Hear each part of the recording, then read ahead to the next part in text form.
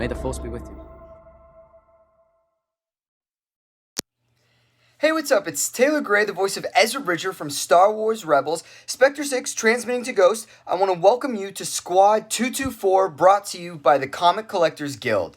Thank you so much for listening. I hope you enjoy the podcast. I can't wait to check out the podcast myself. I've so enjoyed communicating with fans of the show, fans all across Star Wars. It's the greatest galaxy in the world, and everybody who's a part of it, from creators to cast to animators to post-production to fans, that's what makes Star Wars, and I feel so fortunate to be a part of it along with you. Thank you for being a part of this whole journey.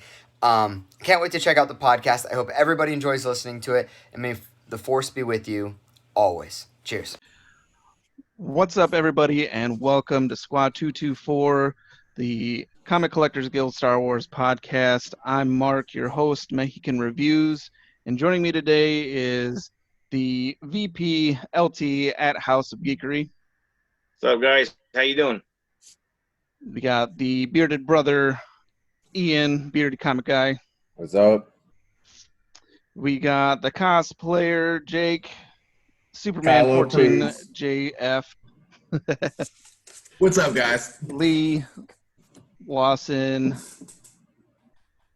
What's going on, guys? How's everybody doing? and we got Brandon, Hey, what's up? the youngling comics kid. Padawan. We're gonna go with the youngling. I think that flows a little bit better. How's it going, guys? What's up, man? You just Going called me great. a youngling, Okay. so not that great. Well, in the grand scheme of all of us. we're only on episode 1, so you're fine right now. Yeah, you're good. So what? By episode 9, you guys are all gonna be senior citizens. Yeah. We prefer Force Ghosts, but Yeah. So it was a big week for Star Wars. We had a bunch of anniversaries with, not the Force Awakens. I'm sorry. Episode 1, Episode 5, and Revenge of the Sith, Episode 3. It's a pretty big week. I'm excited. I watched a couple of them. I know I watched Empire the other day, so that was cool.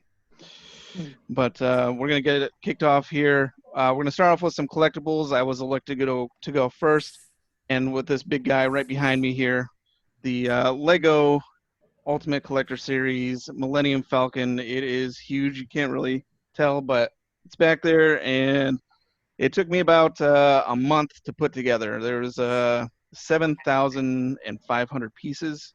yeah. Is that the largest scale you got? I mean, largest piece set? Yeah, for right now. I'm pretty sure that's the largest Lego set to be put out. I know that it used to be the Taj Mahal, but then this one came out and kind of beat it by a few hundred pieces. So You had to use the Kessel Run to get it. I did. Well, actually, it was a Father's Day present, and I got surprised with it, so it was pretty cool. That's awesome. I was pleasantly surprised, and like I said, it took a month, but I was only doing it on my days off, so it took really about 16 days, but a whole month for me to get start to finish, about 32 bags. Yeah, I love that thing. That's my baby.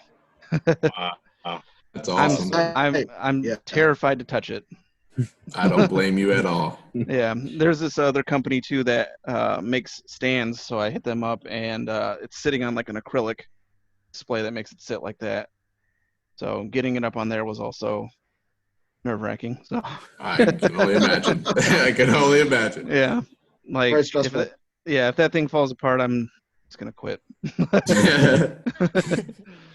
End it all. Yeah, for real. But our main topic today is going to be episode 1, the Phantom Menace. It was, like I said, it was the anniversary earlier, and we're going to review the movie for you guys and give you our thoughts. And we're going to be doing that as we go along for the next 9 weeks. For each movie, we'll review it and rank it for you and let you guys know what we think. So, yeah, let's just kick it off with initial thoughts. What do you think, LT? Well, I believe 11 when Return of the Jedi came out, and it was 83. So to wait, 17 years after that to get another Star Wars movie, I was very, very happy. I mean, yes, there is some mixed reviews to this movie, but just to have a Star Wars movie, an official prequel, in fact, 17 years later, as a fan, that it felt really good, and Yeah, it's I it's I can't it's even one of imagine the. that wait. Oh yeah, yeah. No, it is exactly. I mean, that coupled in with a whole slew of action figure releases. Yeah, Yeah, that was a pretty good I movie. remember seeing the news broadcasts because we didn't really have the internet back then, but the news broadcasts talking about people lining up and seeing Toys R Us just jam packed with like 2 aisles of Star Wars figures and Yeah, yeah. vehicles and merchandise. Incidentally, '99 when it came out was the year my daughter was born, and I was like, "Yeah, you're gonna be a Star Wars geek." You Yeah, know, absolutely. it's been decided. It is It your is your fate. destiny. It is your destiny, and I'm proud to say she is a fan still. That's Did you check her incredible. midichlorian count when she was born? Way higher than mine. Just a little fun fact: I was 11 when this movie came out. Oh, really? Oh, Yeah, Wow. I so was that's 10. Yeah. same, Do I even have to tell my age? 99. man. Wow. Yeah, what do you think, Ian? Yeah, I mean, I was 10 as well when this movie came out, and this was pretty much the jumpstart of, Star Wars fandom for me, and I remember watching it before that, and my stepdad tried to really hype me up to go see him, and the Phantom Menace was really what got me into it. Darth Maul still to this day is my favorite character in the Star Wars. I saw it when you got on, and you got me jealous. And that was so cool, and to kind of get to take it all in and see how big this universe really is, and with Qui-Gon and Anakin and everything is so cool. It's still one of my favorite films in the series to watch. Yeah, absolutely. I remember the pre-promotion for the movie before it came out with all the Darth Maul merchandise that had me super hyped too. Like I remember asking if I could keep a uh, Pizza Hut pizza box because it had Darth Maul plastered on the front of it. Mm. So, Oh, and Jar Jar. I love Jar Jar. oh yeah, yep, you gotta love the Jar Jar. Jake, what do you think? Likewise to Ian, so I was 10 when I saw it, and I had seen the original trilogy through my dad, on video cassettes, but this was my first time, really getting to experience what Star Wars really is, like in the theater. And I even remember as a kid, like being like there are so many people here, like seeing these movies and thinking like people were dressed up and hearing the music and people like cheering in the theater. And I remember that. It is cool to go back and kind of have the two different experiences of seeing it when I was a kid and thinking like Jar Jar was funny, and seeing Anakin, who, my dad's like, that's going to be Darth Vader. And I'm like, well, shoot, he's like almost my age right now. And I thought that, it's kind of cool to relate. And then, now as an adult, looking, I mean, like you said, Darth Maul, so cool. And we get, Duel of the Fates. To me, is one of my favorite scenes, if not, maybe even it is my favorite scene in all of Star Wars. Not to mention maybe the best music we've gotten in Star. I just love that theme. To me, it's a great Kickstarter, especially, for people our age. It's really what started our fandom for Star Wars. So it's an important movie, and the nostalgia factor of it always kicks in when I watch it. Oh, 100%. Yeah, and it's, you know, I had the fortune of having a nerdy mother who got me into Star Wars before this, took me to the special editions, and then like I was saying, I can't imagine the wait that LT and Lee had to go through, because like, we're coming up and like, okay, the special editions are done. Episode 1's coming out next month. So, yeah, and I'm pretty sure like when they announced that episode 1 was coming out, that's when my dad was like, hey, like you need to watch the original trilogy. So I'm pretty sure like somewhere in that time, that's like how I was introduced to Star Wars in general. So yeah, absolutely. Lee, what do you got? yeah, man. For me, it was, like LT said, I guess it had been 16, 17 years since between Return of the Jedi and that. And so, I went back and rewatched it actually this week. And it took me back to where it was. I remember, like you guys mentioned already, the media blitz behind this was huge. I mean, it was all over the place, unlike anything that had really been seen before. You know what I mean? People were just lined up, people being interviewed. People were days, weeks waiting in line. You know what I mean, for the movie. It was just really a crazy, crazy time. And then for us to be able to see this movie, to see within the first 10 minutes to see Jedi in action, the way, the way The way they were Lucas supposed to be. had wanted, yes, the way they were supposed to have been, the way Lucas imagined. Really, all of this whole movie, to be able to see what Lucas's vision was really something to take in. You know what I mean? To be able to do that, especially with the Jedi, because before that, all we had was Luke, and Vader's fights, in Empire and Return of the Jedi, and I still say Empire had the best lightsaber fight between those two. Even over Return of the Jedi, Yeah. definitely over Obi-Wan and Vader and A New Hope. But Yeah.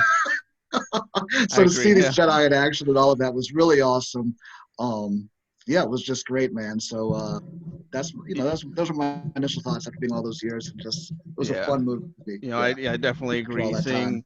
Seeing Jedi and Sith at the height of their ability, the way they're meant to move and fight and use their powers, it was a spectacle, and it was pretty awesome. Yeah. Brandon, what do you got? I kind of have it from a different point of view because I first watched this when I was 6. I watched the original trilogy with my uncle, and I watched this. But the reason every time I rewatch Phantom Menace, the boring parts, like when you're talking about Valorum and you're talking about the Senate, to me, it's one of the most interesting parts because it's very overlooked. It is the most overlooked thing in the movie. Okay, when we talk about what didn't work with the movie, I'm sure someone's going to bring this up, is the whole Senate. But this is how Palpatine set his plan into motion. Okay, so having watched the original trilogy, going back to this, we really get to see that, how smart and how true of a villain Palpatine is.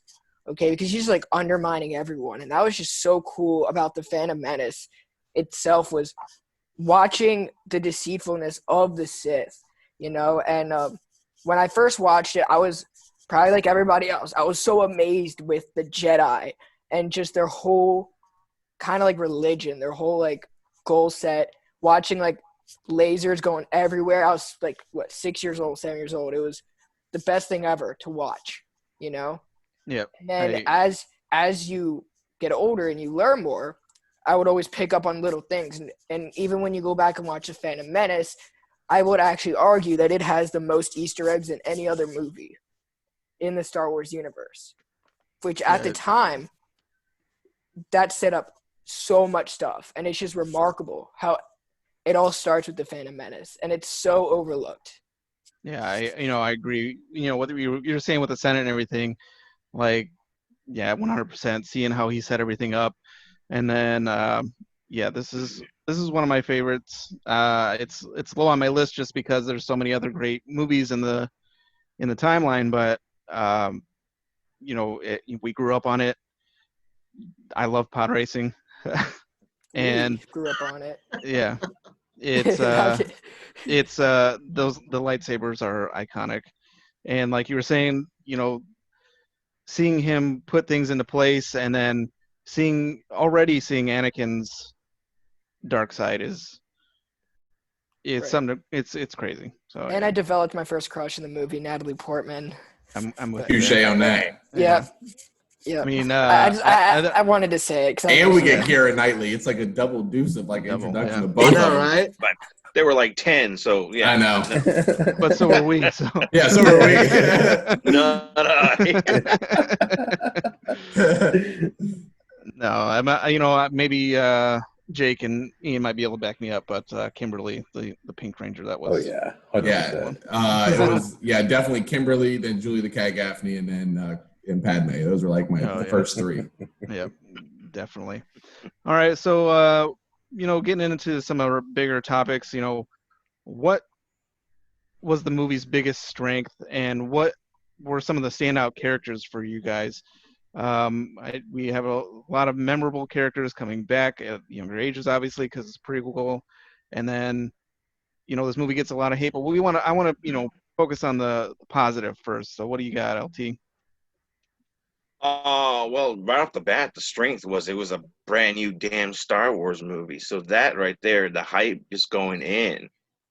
Um, the strengths you get to see of the backstory, everyone. I mean, it's you guys. You're saying that this was like your starting point, how it all began. But I mean, us older kids already grew up knowing, Darth Vader. We knew all this stuff, but we wanted to see the origin of Darth Vader, the best loved character of the original trilogy, I believe. Um, the other strengths we get to see, like you guys mentioned earlier, actual fights. I mean, actual battles between Sith and Jedi. Something that we hadn't really seen. They had, there was fights, but not like the Yeah, Maul. hinted at fights. Yeah, excuse Yeah, me, the but Maul and uh, Obi-Wan and Qui-Gon for the Duel of Fates. I mean, the way they were just, it was awesome. Anyway, the main strengths I think would probably be. There's so many now. I'm really thinking about it. The mere fact that we get to see a Jedi and a Padawan work side by side. Yeah. Something we Yeah. did not see in the original trilogy at all. Yeah. I mean, you And can't then- really consider Luke a Padawan to Yoda because that was yeah. Yeah. As a Jedi in training. Yeah. I completely agree with that. And then I think it was really cool setting this up before the Clone Wars because you got to see Jedi actually being peacekeepers and not generals. Right. That's a good point. Yeah, I know. I mean, other than that, kudos to Darth Maul for, making us love a bad guy. Yeah. Right. Yeah.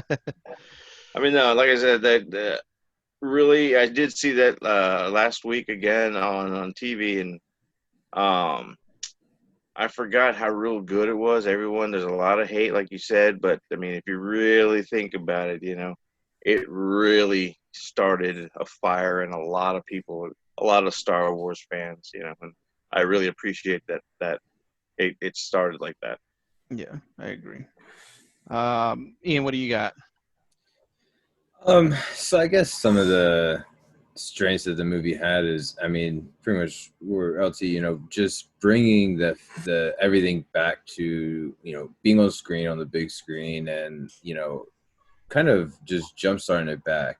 We get to see Anakin and kind of where Qui-Gon found him, and, the fortunate of him not having money to be able to get him into pod racing and see how, force strong he is and whatnot. But the point you guys had with seeing the Jedis how they were, before all of the chaos started, the Peacekeepers, seeing, the, I guess, Obi-Wan's doubts and Qui-Gon with Anakin, that was refreshing, because it was, Anakin was an annoying little brat. You didn't know anything, and then the council had their doubts on him, and, Qui-Gon kind of just had blinders up and, was kind of forcing it, and you got to see Obi-Wan have the doubts, and it kind of just fed throughout the series, but Obi-Wan wanted to make everyone wrong about Anakin, so it was cool to see that part, like I already said, Darth Maul, I mean, that fight, I mean, just like Jake said, it's the best in the movie. I mean, and I mean, in that trilogy, at least, it was such an awesome fight, and to see him wield that double-sided for the first time is such an awesome moment. And Jar Jar, he may have all the hate for this movie, but as a kid, seeing Jar Jar, he was hilarious. Now I understand why everyone hates him, but I still have appreciation for him, and he made the movie just a little bit more entertaining for a kid. My son loves him now, so it's still that inner child with Jar Jar for me. So Yeah, absolutely. And That's I was cool. thinking about it too. And there was a couple parts where he did like kind of save the day, but then all the other stuff you can't really get Yeah. past. Just wait for the Clone Wars Yeah. at first. Exactly. But yeah, Jake, what are your strengths and standout characters? Yeah, so I think the obvious two are Duel of the Fates, which like we mentioned before is my favorite lightsaber battle, and seeing Jedi and Sith in their prime. It wasn't my gripe with like you mentioned the Obi-Wan Vader fight where it looks like they're moving in slow motion. We're seeing flips, we're seeing just like hard hacks with the lightsaber. We're seeing strength, Cartwheels, falling. cartwheels, and to that I think on a live action scale, Darth Maul might be the one character who is brought more curiosity about like who he is, like who's his backstory, where's he from, like especially before like Clone Wars came out. You're just dying to see more about Darth Maul because you get this glimpse of this awesome Sith, and then he dies. Spoiler alert. Obviously, another one is the pod racing scene. I think that the pod racing was fantastic. I know Mark, you're a big pod racing guy, so that was just such a cool scene. But for me, two characters that really stole the show for me on top of like Darth Maul was seeing Qui-Gon, who's got a little bit of a different take to how the Jedi should work. He doesn't just listen to everything they say. He has his own, point of view on how things should be and, how Anakin should be raised. And I think the little Easter eggs to Brandon's point that are thrown in, like the Jedi are like, yeah, there's something about this guy. Like maybe there's a little darkness in him. And it's just like little Easter eggs, even though he's an innocent little kid at the time, you're like, that dude's gonna be Vader. Like, and now look at it, you're like, that's pretty genius. But the other one is actually Palpatine. To your point, is the Senate stuff. Might seem boring for some, but the duality of seeing him be like literally this smiley, friendly guy. When the good guys are around, and then put up like you get the Emperor voice, and you're like, dude, this is the same guy. Playing both ends of the string. That's the deception of it all. It's such a I think they actually portrayed that duality of him and just how good he was at masterminding this whole thing. So looking back at it now, knowing what was to come, I think that was a standout performance. And, I think we'll get to it, but obviously the new Dave Filoni comments when he broke down like Duel of the Fates and all that, it really added a new element for me. So I looked at it through a different lens. And I appreciated the movie that much more for it. Yeah, absolutely. And, Qui-Gon and his views of the Jedi that comes from his master, who was Dooku. Yeah. And how, Dooku also taught him all these prophecies, which he believed that Anakin was the one. Yeah. And that's why he was going to train him. And like Filoni was saying, if Qui-Gon would have trained him, I believe that there would have been peace in the galaxy. Oh, yeah, absolutely. Me too. And with Palpatine dropping he manipulated Padme so incredibly. It's watching it, understanding actually what's going on, how he's moving the chess pieces so he can get into power. Because yes, Valorum, didn't have a backbone, but the way he set it up for Padme to take him out was a masterstroke. So yeah, put her up to it. Yeah, Lee, what do you got? No, I mean, I'm actually just going to really repeat almost everything you guys already said. I mean, Brandon, you brought up at the beginning. As I said, I rewatched it earlier. I did have a better appreciation of seeing how what Lucas actually had to do, right? He had to put everything. This movie had a lot of weight on its shoulders. It had to set up this whole story that it already told and really kind of make everything make sense and to fall into place, as you guys all said. And Darth Maul, for such a character who is really on the screen for such a minimal amount of time, and the impact that he makes, you know what I mean? And then the very disappointment that really everybody, I think, had when he died, and which is saying something for a character that had a minimal amount of time, or yeah, you know what I mean. But at the time when you're seeing the Yeah. movie, Yeah, Yeah. you know, at the absolutely. time when you're seeing the movie, that's what you think. But for a character who had such a minimal amount of time, and then who's a bad guy at that, and then he dies, and you're all like disappointed. That says a lot, Oh you yeah, know. definitely. Yeah. Because you um, know you got 3 movies worth of the Sith Lord, and you're like, okay, yeah, here's our new Sith Lord, and he goes out taken out by a it, Padawan. exactly. But then just how what a beast he was. I mean, when he's sitting there, you know, when him and Qui-Gon are having they're battling and everybody's being separated from the beams that are coming up. And then Qui-Gon, of course, goes to meditate and he's just stalking him like a Yeah. tiger after Oh his yeah. prey. You know what I mean? Like a Ooh. tiger after his prey. He is just woo, woo, just cannot Yeah. wait to get at him. And then he gets at him. And then after that, as soon as he takes Qui-Gon out, he is just boom, focused right on Obi-Wan. He's like, next. I mean, he pays no attention. He gets him down, and then he's just laser focused right on Obi-Wan. You know, you're Yeah, next. You're going down. So I mean, you that know was this. just really cool things about Yeah, that.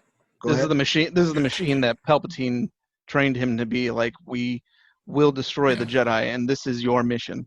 Yeah, I mean, So he Yep. was just, it was awesome. And then you go, of course, you guys brought up Qui-Gon.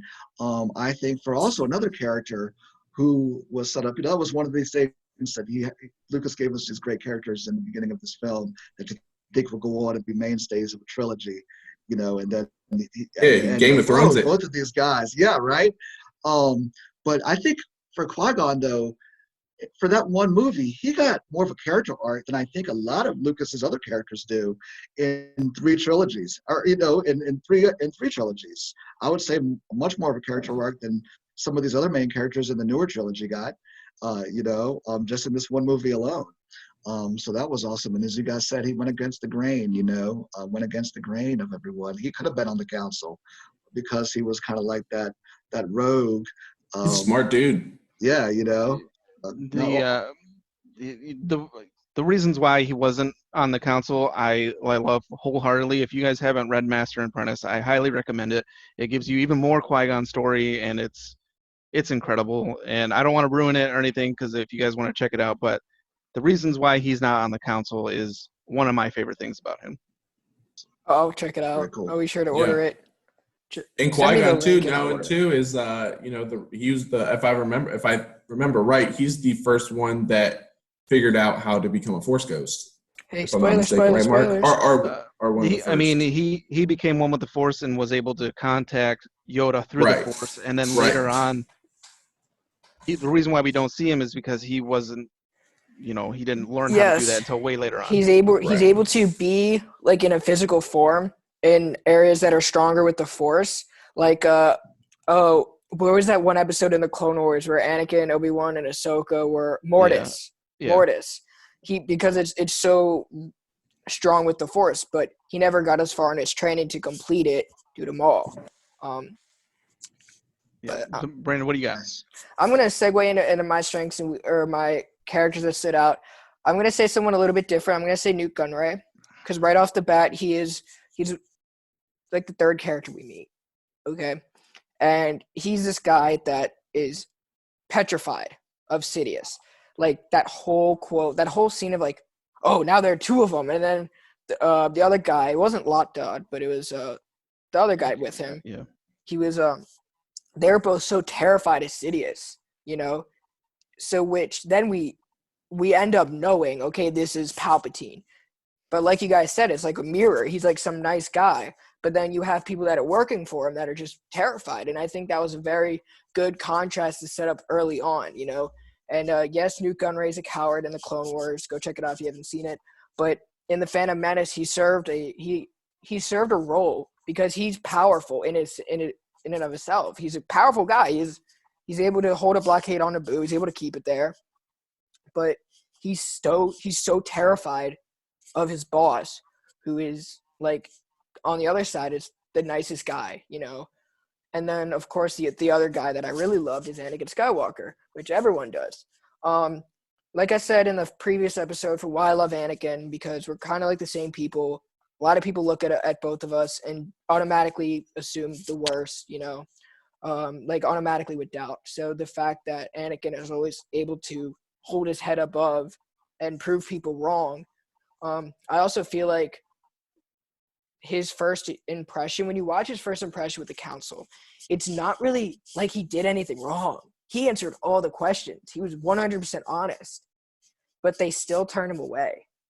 Yeah, You know, because they can feel his right? But instead of his Fear. loss. now, Yeah, here's fear what of I'm loss, thinking. Yeah. Here's what I'm thinking is, what if they didn't tell him? You know, like there's some things that you want to tell people, that's okay to tell people, but there's some other things that are like for the right time. Yeah. Like Ben Kenobi didn't tell Luke that Vader was his father because it wasn't exactly his place, and he didn't. And Luke found it out when the time was right for him to find out his family heritage. What if the same thing was for Anakin Skywalker? Like, what if they didn't tell him that? Would he be the Vader that he turned into? You know, or did that one council meeting set up? Because that was his first impression of the Jedi too. So he's like, okay, if they're gonna doubt me, these all powerful people are gonna doubt me. Right. You know? Yeah, I feel that. I think his turn was more due to his inability to let go. You know, his right. fear of loss. But that can be taught. No, that's what he was taught. You know, he's got such a strong connection to his mother because she was his support system. She was the one. And then like with what Dave Filoni was saying, Qui-Gon then became that person. And then once he got snuffed out, Obi-Wan had to take up training him on a promise. He wasn't really wanted. It's like, I have promised that you will be a Jedi and I'm going to train you. He's not saying I want to train you or, you know, anything like that. He's kind of feeling like, well, now I'm out here in the galaxy and I'm just kind of being passed around. Yeah. Right. But, you know, I love this movie. I really do. Like watching it earlier this week, and really, I've been watching him for, you know, what has it been, like 20, 21 years? 20 years? 21 years, yep. Been watching it for 21 years, but then like just recently, just like, I love this. I love it. It's got so much, you know, lore already packed into it. Pod race scene is incredible to me just because, you know, I'm a racing fan. I like to go fast. Flash is my second favorite DC character, but also the fact that there's no music at all until the end of that scene. It's just pod race noises and, you know, the machinery making noises and all that. It's such an incredible scene. And then something too that I wanted to point out that kind of stood out to me this last time watching it was the fact that the entire Duel of the Fates, Darth Maul is trying to separate Qui-Gon and Obi-Wan the entire time. He'll kick him off, he'll kick Obi-Wan off, or, you know, separate everybody where he's like throwing things at the door so they can get out of that, you know, area into a bigger area, jump to different platforms, and then he backs them up into those gates, those energy gates, and separates everybody so he can systematically take them out. So I thought that was incredible. You know, it really goes to show, you know, his thinking as a fighter and as a tactician. And then one that I want to say that wasn't said was Padme and how incredible of a leader she did get manipulated, but she didn't know that. She's just trying to save her people, and I think that sets up her entire character for the entire time we get to see her in the Clone Wars and episode 2, episode 3, that her main focus is her people. And I think that all stems from this one event, having to, you know, take down the Trade Federation and take back her planet. And, you know, she stood out to me as an incredible leader, and we get to see a lot more of that over the next few years. So Yeah. So what are some of the flaws that you think? We got the positive, let's get out some of the negative. There are always areas to improve upon, and what do you think that some of those areas might have been, LT. Well, I'm going to be one of those guys and say Jar Jar was not my favorite. I see your smirk. Your Jar Jar loving smirk. Uh, Not to say that he ruined the whole show. I mean, not the show, the movie. It's just coming from original Star Wars, where the lighthearted comedy came from droids. You know, you came from R2 and C3PO, rather, or Han even Solo. Chewie's banter with Han Solo, but not on a comic scale that looks like it was meant for kids. Exactly. You Yeah. know, It was like an action comedy almost like thing. yeah, you You know, know, it was yeah, very yeah, slapstick almost, Yeah. and like and bubbling those what do you call it? Those energy balls, or yeah. Yeah. and you know, tripping over his stuff and his ears flapping everywhere. I mean, I don't know. Yeah. Did any of you see that fan edit called the Phantom Edit when they took out Jar Jar completely? That No, was I haven't good. seen that. Really? That was That good. was good. It was a fan-made edit where they took out the whole everything Jar Jar. It was That's called the crazy. Phantom Edit, and Yeah. you know, Jar Jar, and then the whole Gungan part, the whole Boss Nass. I That think they was could have just. Sorry? yeah, it's definitely one of my big things too, like all the like shaking his face Yeah. and doing all that stupid stuff. And I yeah, can't do it. I agree. Yeah. I All could of do that it. I stuff. just don't want to. Yeah. The whole Gungan war with the droids at the end, I don't know. I think it just could have been a lot better. And I mean, by no means am I saying it made the movie bad. I was just that I just didn't. I could have done without it, or a little bit more serious. Yeah, You know, the on his part. George went from doing 3 planes of action to now doing 4 planes of action with the ground battle going on with the Gungans and the droids, and then we had Padme trying to get into the throne room, and then we had the Duel of Fates, and then we had the space battle going on too. So all this is going on at the same time. Um, I don't know. I do like the droids, but the Gungans are the Gungans. Right. I mean, other than that, the weaknesses. There was no weaknesses with Palpatine, Maul. There was no weaknesses with the Jedi. You know, Council.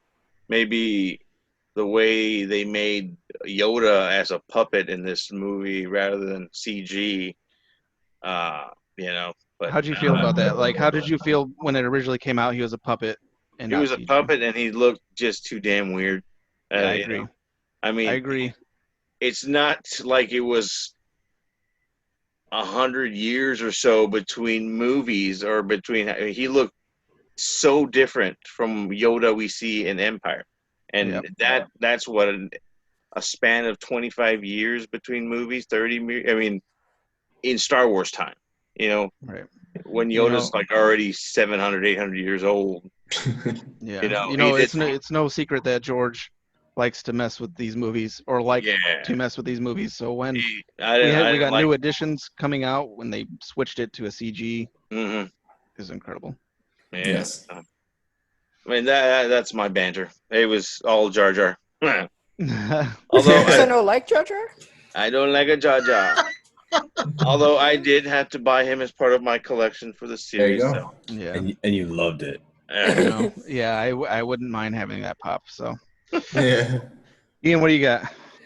I don't have too many complaints about it. You know, the Jar Jar and all that. You know, now watching it, yeah, it's definitely a little bit more annoying. The CGI in some of the movie could have been better, especially when it was released, and then, you know, uh, seeing the movies after that, they were way better CGI. So, and it was only 4 years difference. So, I mean, then it wasn't even a lot of the movie. It was just little bits and pieces. Yoda, you know, what LT just said, and a couple other spots. Um, but it's also the Anakin was just annoying as a kid. I just wish he wasn't a little whiny brat type of character, but I guess it makes him what it is now. But I really don't have too many complaints about it. Yeah, the apple definitely doesn't fall far from the tree. Yeah, with Luke later on. So right. Jake, what do you got? Yeah, to kind of echo what Ian said, it's more nitpicking than it is serious, problems with the film. Actually, the more I've watched it, the less amount of complaints I have. To your point, the Gungans I could do without. Anakin more so on the acting performance. It's not the worst acting performance in the world. Don't get me wrong. God, the kid's only 8-10 years old, but the acting's a little chalky. The way the lines are delivered could have definitely been better. I guess comparing to maybe some child actors now, and the whiny part. But I would have liked to have seen maybe a more of a kid, coming from the big bad Vader, and how angry he is. More of a kid with maybe a anger problem more so than like a whiny. Well, they want you to like him. Yeah, to some point, but I mean, you can show him as an innocent kid, but maybe like a little. You just see little moments of like maybe he's got a temper more so than he whines. You know what I mean? Like, I said, I'm nitpicking at this point. There's two moments. Slave, man. Yeah, there's two moments in it that I think he does. Like, they weren't delivered perfectly, but that he does show that, and it's when Padme says something to him, and he's like, I'm boy, my name is Anakin. He's not. He takes offense to being called slave. Yeah. And then later on, when they ask him about his mom in the council, and he's like, "What does that have to do with anything?" So it's like that little bit of attitude. And that's my point. I think that had the lines been delivered a little better, it would have came across more like an anger, more so like, dude, like, what's that have to do with anything? Than it is. Hey, like, what are you talking about with mom? You know what I mean? Like, cutesy. Yeah, like cutesy the whole time.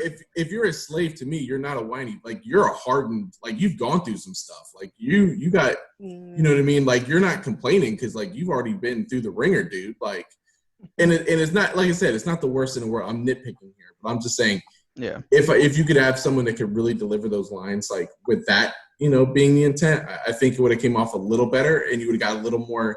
Oh yeah, like I see Vader in that kid. You know what I mean? Like, but we're nitpicking at this point. Yeah. Other than that, I really enjoyed it. Me too. Here's my counter question to you, Jake. When you're traumatized, it really broke him, because not only is it happening to him, it's happening twice as worse to his mom, and he understands because he's intelligent. Now, because he's force sensitive, he's able to feel a lot more than the normal kid, So that's kind of why he was so attached and like so broken, and not so much like anger. That anger was built up over years because it was. I wouldn't necessarily say he was angry from the get-go, because once he was able to wrap his head around everything, right? He mainly got angry because he failed. We really saw his anger kick off when he was mauling the Tusken Raiders in the second episode. Yeah, I mean, to your point, I mean, I think you're looking a little too deep into it as far as I don't think he should just flat out be like this huge douchebag. What I'm talking about is I want to see, especially if you consider it's the first movie after Return of the Jedi. So you're seeing this kid and you're like, that's going to be Vader. I want to see just a little, granted, it's decades before to build up to what he becomes, but what the personality of the kid is at that time doesn't reflect at all the man that we see him become. And I would have just like just a little moment or just like a little word, just the way he would have said a word other than, to your point, like the mom, instead of, what's that have to do with my mom? What's that got to do with my mom? You know what I mean? Like just something little, like I'm nitpicking, but if I had a complaint, that would be it. You know what I mean? I feel I want to see just a little Vader in him. I hear you. No, Lee, go ahead. I think that's what I agree with. I'll just kind of go with what he was saying. I think I know exactly some not mean-spiritedness, but just Dark something side. more. Yeah, the darkness is in him. He's more cherub-like. You know what I mean? Yes. He's very cutesy with his just. Oh hey, and I'm gonna blow up this ship by accident. Oh, is that the right thing? Oh, wrong button. I don't know. Yeah, exactly. I mean, oh, hold on, guys. I mean, you know what I mean? It was shit, R2. it became like all of that whole scene, just with that and the Gungan stuff, it became, as LT said, the other stuff, the comedy was more pure, just not like a situational Disney Nickelodeon show, which is exactly what those Gungan scenes and the Jake Lloyd stuff, the actor playing him, totally was. All that stuff, it was just too almost sitcom like, and it just took me all out of it when I watched it. Even though I said rewatching it, I got a much better appreciation for it. I really do. But these still things that make me rate it where I do on this list still just stick out like a sore thumb. It just does. And I think the whole tattooing, as fantastic as the pod scene is, it is. I mean, it was a state-of-the-art special effects wonder when he put that out there.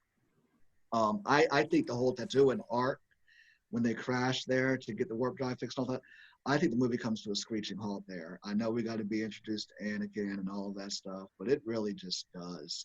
Yeah, Like, it does drag a little bit. if you can take that out, that little whole arc out, and you just had the beginning, which is awesome. Like I said, in the very first 10 minutes, I'm seeing Jedi Knights do things I've been waiting to see for years. And then the stuff at the end, minus the Gungans and all that. I mean, it's really pretty tight little flick, but it really drags to me in the tattoo and stuff. Yeah, like how many times do we got to go and negotiate with Watto? Yeah. And something else too, you brought up Watto.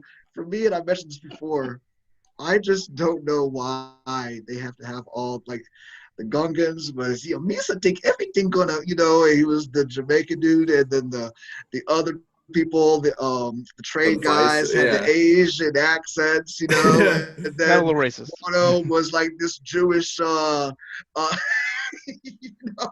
I'm just like, where are all these crazy characters and coming from in this movie? Kind of future spoilers too. They kind of double down on that with the outfit that they give him in episode 2 with the hat and everything. I'm like, oh my gosh, dude. yeah. It's like, what is going on? How did this even happen? How did everybody just fly? And everybody, So anyway, all that being said, I do really. Like, I'll say it again, I actually have a much better appreciation for the film. I'm glad that this was not decided, but I'm glad I rewatched it a little bit this week, because it's been a while since I've actually seen it. So, but yeah, those other things that still drag it down for me. Yeah. Brandon, what are your thoughts? Watto. I can't stand that guy. I can't stand Watto, and his voice is so annoying, and I'm Jewish. So I know.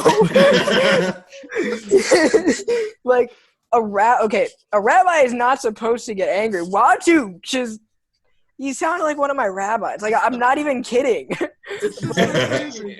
And I just don't like his character, man. It's like he's like so sure of himself, and he's like, if you're a gambler, and you're like, you got to be able to take the heat every once in a while, and it's like, I can't. They just dragged his whole scene much longer than other scenes I would have liked to see more. I guess that's what I'm more pissed about in the movie. Now, granted, I love it. But when you have a 30-minute Watto scene and you have a 5-minute space battle where, like Lee said, he's just, oh, no, shit, R2, here we go. So and then the mall scene could have been a little bit longer, or not just a one scene, but more mall. I couldn't even kill someone in Tatooine. He could have killed someone on Tatooine. I'm not sure whether this comes to the. Sorry to cut you off, but I think to what you just said is something that just popped in my head. I don't know if this would have made it better or not. And part of the greatness of Maul is because he doesn't have barely any lines. I don't know if it would have made it better to see him like have dialogue and like hear him throughout, or. Oh. Plus, like it'd be curious. That's not even his voice. I wanted to see Maul. I wanted to see more of like Maul on Naboo, because obviously he was there long before they got there. I would have loved to see more. Okay, I would have loved it. I would have loved to see the first encounter of Viceroy Gunray and Darth Maul. Yeah, that would have been cool. Take 5 minutes of Watto out and place that there. That's when I think about it that way, that's my biggest gripe. There you go. Yeah. All right. Or Some take away from the Gungan War. little like trivia kind of thing with what you were saying with Watto getting so angry is, he throws down that chance cube and it's weighted. And that's why he gets so mad at Qui-Gon, because he knows that it's not supposed to land on Blue.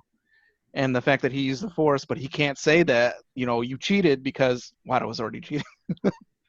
So I think that was kind of cool. Hey. And then, you were mentioning how Maul isn't used enough, and I kind of likened it to Jaws, where you don't get to see the shark really until the end. I hate Jaws. I have my own. Oh my God! I first watched Jaws when I was 4 at a Credibility beach gone. house. How young you are, kid. All right, youngling. Let's move on here. So one of our other questions, I wanted to ask you guys, what kind of, we can do, you can talk about this as a whole. We don't have to go through, each individual, but what do you think this movie, how it impacted Star Wars and the Skywalker saga as a whole? If anybody wanted to start off there. I think you guys are a prime example. A lot of you guys here that are talking about it. It introduced Star Wars to a whole new generation. You know what I mean? And got everybody hyped about it. And just like I said before, that media blitz was incredible. And it gave Lucas the ability to tell the story that he'd really been wanting to. The special effects that caught up to where he wanted to do. The only thing that just makes you question why the technology fails so rapidly since between New Hope and the last trilogy, Well, yeah, I don't know. No, I was just joking. The new season of I'm Clone just Wars had joking. some really cool tech. Yeah. I mean, I'll speak for probably Jake and Mark, and it's where this started. This brought us on the journey to where we're at now. Getting to see Anakin go through all the training and being found, and now we're at the point of going through Rey and all that. We've kind of seen these guys go through the good, bad, ugly, be reborn with Rey, and kind of go through this lost thing. So the whole, and I'm not saying Rey Skywalker or anything, but more Jedi and whatever. But it's been such a cool journey to see how these characters have come and gone and left their presence and knowledge and training and all that, going through with Yoda, all this stuff. I mean, so to see how with this movie, how it kind of all started and where it's led to, I think it speaks for itself of how incredible it is.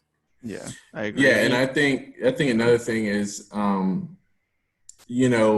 think it answered a lot, especially when it came out. I think it answered a lot of questions about who are because in the original trilogy, the Jedi are wrecked. You know what I mean? It's just Luke and Ben and Yoda that's left. So you finally get to see like what these guys were, like what were they about, what was their mission, what was their life like, and to see them at their fullest. And then on the flip side, seeing kind of the little like dotted lines to build up of their demise and kind of seeing how that's going to transpire.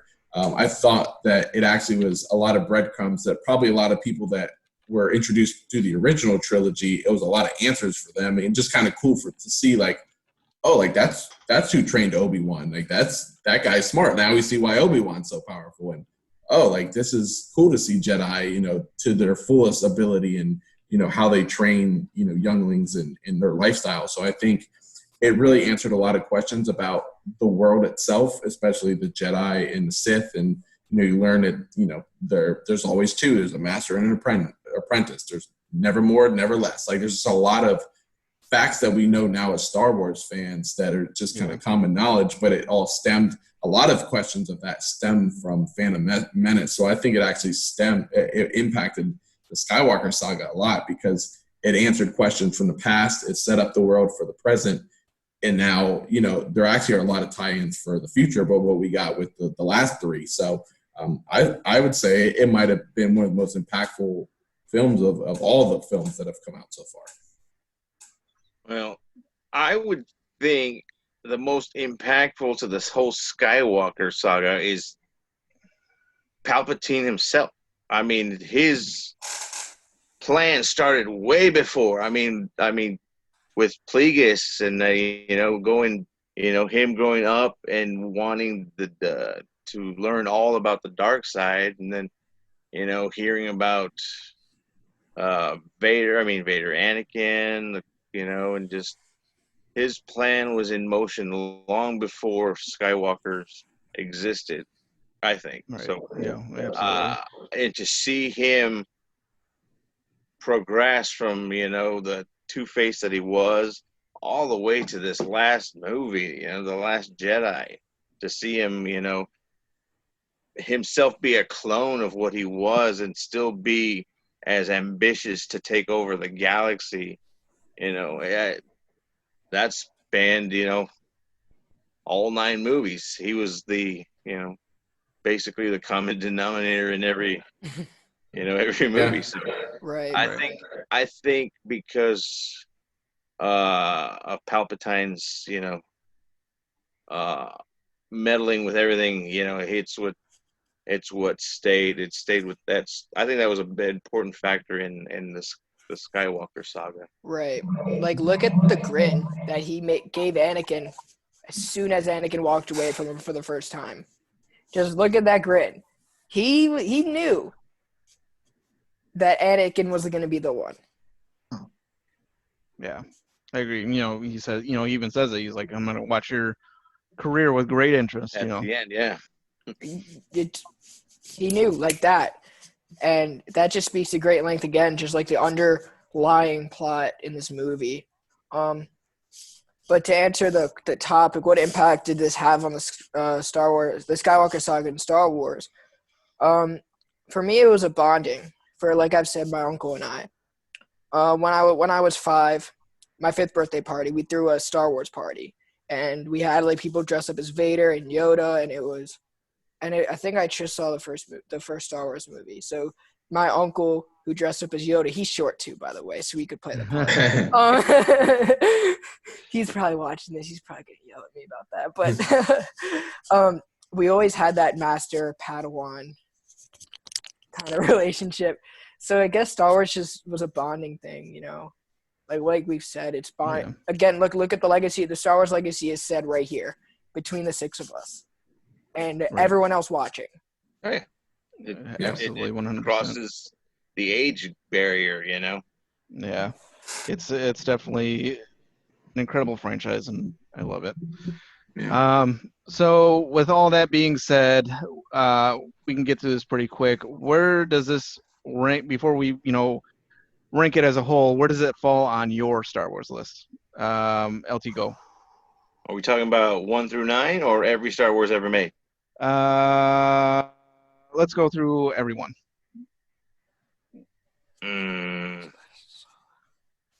It's probably.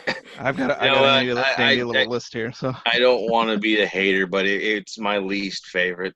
The thing is, it's not like we've all praised this movie pretty. They're all amazing. Great. Yeah, they're all great. It's just kind of that's where it lands on the list. We'll get into that in some weeks, but that's where it falls on the list because there's so many great movies in this franchise. So.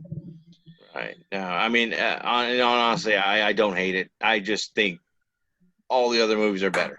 All right. So if you were to sit down and watch a Star Wars movie, I think it's safe to say none of us would say this one off the bat. That's the best one, or no? If you were to pick any Star Wars movie to sit down and watch, just to chill. Oh, I don't think this would be the one that any of us would choose. Mine would just be Empire over and over and over and over. Ian, what do you got? I'd probably put it at 9 or 10. Yep. Jake. Out of the 11, it is actually number 7 for me. It's pretty close to mine. Lee, what do you got? It's an 11 for me. 11? Yeah. Yeah.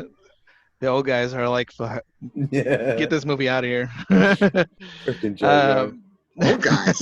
Older guys. The masters to our knights. So does this mean I'm a master because I was going to put it around 10 too? No, it doesn't. You're the Padawan. Mine is number 8. Number 8. So obviously it's episode 1. This is the first of our series of podcasts on the Star Wars movies. So obviously it's number one for now until next week. If you want to watch along with us, we're going to be watching episode 2 next week and reviewing that. I want to thank all you guys for being here. LT, do you have some words for us for some things coming out with the guild? We are actually happy to announce we've started our own T-shirt sales at T Public. Let me share the screen with you all if you want to see. We have an official shirt company that will be hosting our T-shirts, and as one of our first. Let's see if we go. Sorry for the lag.